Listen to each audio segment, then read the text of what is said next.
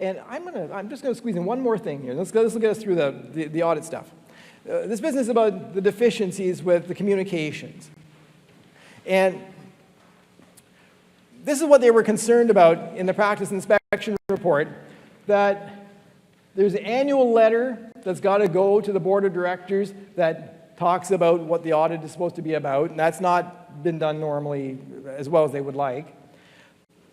Problems with the engagement letters and the representation letters, missing things, so people aren't taking those letters very seriously. You know, I think about the engagement letters, you know, that's the contract between you and them. I had to take somebody to small claims court to get paid one time. They really got my goat. And that, boy, was it ever nice to be able to wave around that engagement letter. And as soon as I did that, the judge says, you win, you know. That the guy still wouldn't pay. I had to seize his bank account, but still, it took a long time to get the money, but in the end, I used that money to take my family to Disney World, so it was one of the most satisfying things I ever did.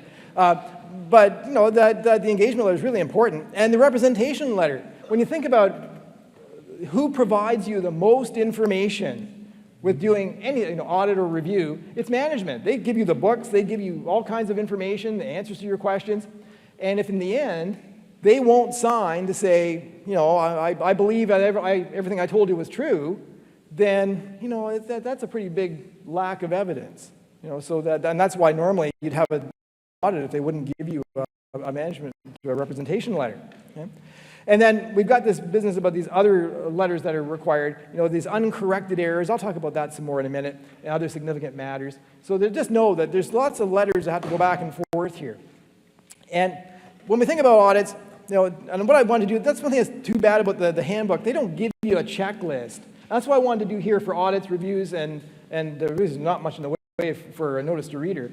That for an audit, to management, I mean, you've got to ask them about, remember I said earlier, have there been any frauds? You know, are you concerned about it? What did you do about it? Well, a good way of doing that is with a letter. That proves that you did it. Okay? That we've got that letter about the deficiencies in internal control. You're studying the internal controls, okay? Not only to see should they work, but do they actually exist? That you have to actually not test them so much, but they talk about doing walkthroughs. You know, actually asking to see one or two of them. You know, somebody says the controller approves this every month. Well, can I see one? Can I see one with initials or signature on it? You're not studying it for the year to rely on it for doing your substantive work, but you're just making sure that you're not being lied to when they tell you that these controls exist. You're going to study those things, and then if you find that there's problems, then this is where you write them a letter. And so that I put this little extra bit in here that it's not up to us to decide whether these things are the benefits exceed the costs. Remember the example I gave earlier about only having one bookkeeper? You might write to the client and say, I think that because you only have one bookkeeper, there's a lack of control, no segregation of duties. Maybe you should have two bookkeepers. Now, you might say, that's ridiculous. They can't afford this, right? But the rules say it's not up to you to decide. That, you know, to do your job, you're supposed to say, look, you know, to solve this problem, you should have another bookkeeper or somebody else to split this work up with, and then you leave it up to them to decide. Okay? And maybe you go back next year and they still haven't hired another person, so you give them the same thing again. It's not up to us, and we might have to keep telling them year after year. After 10 years, it's going to be embarrassing, I know, to say, and again, for the 10th time, I'll tell you, you should have another bookkeeper. But you know, unfortunately, you're having to do it to cover yourself.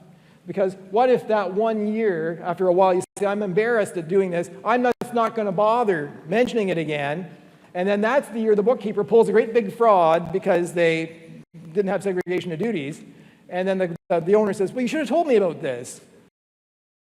Arise. Okay? So that's the idea. You know, we have to do it for a second. That we have to make sure that comes from the client, and it also has to have attached to it the summary of unadjusted differences. Okay, so that any mistake, you have to get them to basically sign to say that they're approving that those weren't adjusted, because these are their statements, right? You found these mistakes, and they're approving that they weren't to be adjusted. Okay? You get past that, and there's the things that have to go to management, or from management. We talk about the audit committee or the board of directors. I mean, the most common letters, that's what I was mentioning earlier when I was talking about the practice inspectors complaining, that we're supposed to have a planning letter that goes out before the audit. So it's supposed to basically say what our responsibilities are, form letter. The plan, scope, and timing. So basically say, here's when we're going to come in. Roughly, here's what we're going to do. You don't want to tell them too much, right? Because you don't want to give away the element of surprise. And then finally, I wanted to highlight this. If it's a public company that you're dealing with, you have to confirm your independence. That's what they mean by a listed entity, a public company. So you have to confirm your independence. Some of you may remember that up to a couple of years ago, you had to do that for pretty much every engagement, for audits and non-profit, for smaller companies, just for public companies. Okay? And you don't have to do it at all for a review, which is what I'll be mentioning again in a minute. And then, remember, I was talking about that fraud letter again. Well, you ask management, you're going to ask the board of directors if there's a fraud problem. Okay. Continue on, though. We're not finished with the board of directors. Okay. At the end, we have to tell them what were our findings from the audit. You know, were there problems? Were there accounting problems, bookkeeping problems? Things, not so much the mistakes we found, but things that caused difficulties. Okay. And then roles again. We're going to tell management, we're going to tell them about the internal control problems. But then you might want to put a star, especially beside that third bullet. This, again, a summary of the uncorrected mistakes. Remember, we got management to sign the rep letter saying that, you know, with the thing attached, saying that they were going to allow those things to go uncorrected. But we're going to also give that to the board of directors. And notice it says request correction.